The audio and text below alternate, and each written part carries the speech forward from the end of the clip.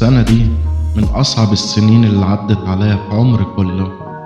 عشت فيها حاجات ما كنتش أتخيل إن أعيشها، وعديت بمواقف ما كنتش أتخيل أبدا ولا في أسوأ توقعاتي إن أعدي بيها.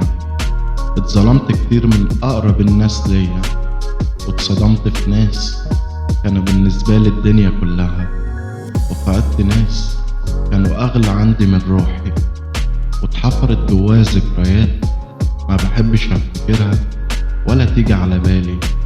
عديت بلحظات منتهى المرارة والانكسار والضعف والاحتياج. اتغيرت جوايا حاجات كتير قوي، ناس اتغيرت مكانتها في قلبي، ناس عليت في نظري قوي، وناس نزلت من نظري وبقيت بحتكرهم، وناس ما بقاش ليهم أي وجود من أساسه. جوايا كركبة ولخبطة ملهاش حدود، معرفش أنا فقت ولا زاد توهاني. آخر كام سنة كل سنة تعدي فيها أقول إنها أسوأ سنة، لكن للأسف بكتشف إن اللي بعدها أسوأ وأوجع من اللي قبلها.